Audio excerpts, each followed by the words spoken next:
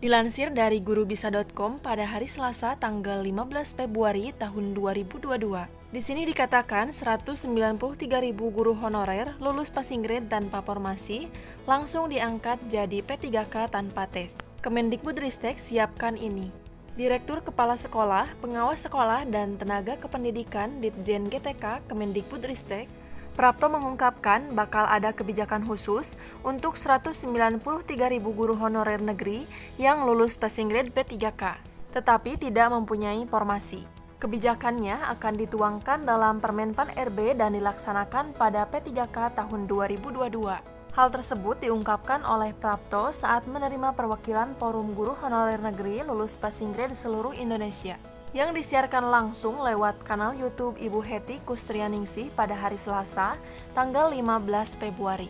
Prapto didaulatkan mewakili Mendikbudristek Nadiem Makarim untuk menerima perwakilan para demonstran dari Forum Guru Honorer Negeri lulus passing grade seluruh Indonesia. Dalam pertemuan tersebut, Prapto menyebutkan pemerintah tidak bisa mengambil kebijakan di tengah-tengah pelaksanaan seleksi. Seleksi P3K Guru tahun 2021 mengikuti Permenpan RB nomor 28 tahun 2021 yang ketentuannya tes dilakukan hingga 3 kali.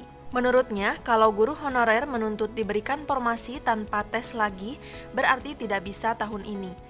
Dia menyebutkan tahun ini sekitar 486.000 guru honorer yang lulus passing grade. Dari jumlah tersebut, sekitar 293 ribuan lulus formasi. Sisanya sekitar 193 ribuan tidak lulus formasi. Terhadap 193.000 guru honorer yang lulus passing grade itu menurut Praptono akan diprioritaskan pada rekrutmen P3K tahun 2022. Itu sebabnya pemerintah mendorong Pemda untuk memaksimalkan pengusulan formasi P3K Guru tahun 2022. Kuota P3K tahun 2022 lebih banyak, karena itu Pemda sebaiknya mengusulkan sebanyak-banyaknya. Begitu ucapnya.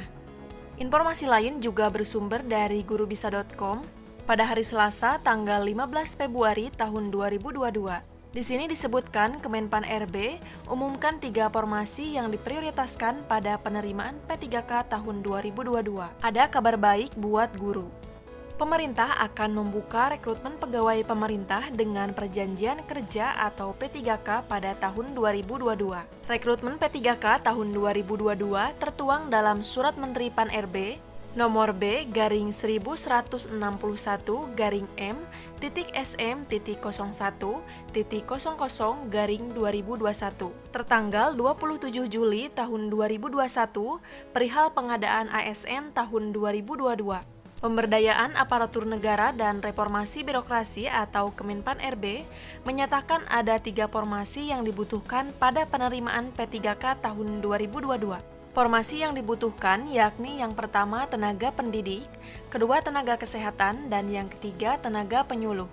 Untuk seleksi CASN tahun 2022, pemerintah fokus melakukan rekrutmen P3K dan di tahun ini formasi untuk CPNS tidak tersedia.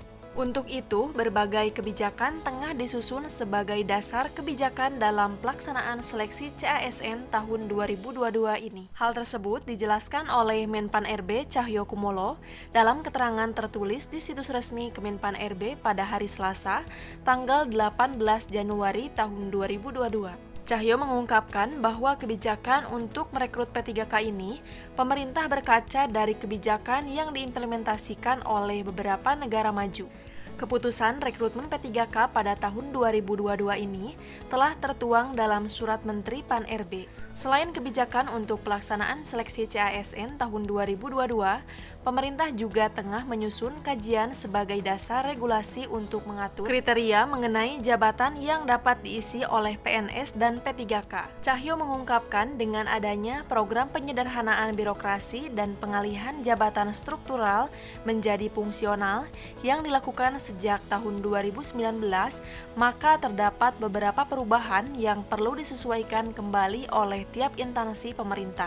Perubahan tersebut meliputi analisis jabatan atau ANJAB dan analisis beban kerja atau ABK, karena ANJAB dan ABK dari tiap jabatan fungsional yang sebelumnya telah dilakukan perlu disesuaikan dengan kondisi saat ini. Perubahan serta review Anjab dan ABK jabatan fungsional yang telah ada sebelum program penyederhanaan birokrasi dikarenakan adanya perubahan status pegawai yang menjadi fungsional. Sehingga perlu dilakukan perhitungan kembali mengenai Anjab dan ABK secara menyeluruh oleh tiap instansi pemerintah sebagai dasar perhitungan untuk formasi kebutuhan CASN, utamanya menghadapi seleksi CASN tahun 2022 ini. Hal tersebut diungkapkan oleh Cahyokumolo. Perubahan lainnya adalah dengan diberlakukannya transformasi digital yang sedang berlangsung menuju implementasi sistem pemerintah berbasis elektronik atau SPBE sepenuhnya. Diberlakukan adanya kajian mengenai dampak terhadap kebutuhan ASN di berbagai lini di semua instansi pemerintah. Oleh karena itu, seleksi CASN tahun 2022 difokuskan pada tenaga pelayanan dasar kependidikan dan tenaga pelayanan kesehatan. Saat ini, dari sekitar 4 juta ASN, lebih dari sepertiganya menempati jabatan pelaksana. Dengan adanya transformasi digital, maka diperkirakan kebutuhan akan jabatan pelaksana akan berkurang sekitar 30% sampai 40%. Untuk itu, perlu strategi alih tugas dengan upskilling dan reskilling agar jabatan pelaksana yang masih ada dapat melaksanakan pekerjaannya ke depan. Cahyo juga menyebutkan bahwa pertimbangan lain untuk tidak membuka formasi CPNS pada seleksi CASN tahun 2022 adalah mengenai keterbatasan waktu. Disebutkan bahwa rangkaian pelaksanaan seleksi CPNS relatif membutuhkan waktu yang lebih lama dibandingkan dengan P3K, sehingga dikhawatirkan tidak akan selesai tepat waktu jika membuka formasi CPNS tahun ini. Namun, bukan sepenuhnya formasi CPNS dihilangkan dalam seleksi CASN tahun 2022. Formasi CPNS masih tetap dibuka melalui skema sekolah kedinasan.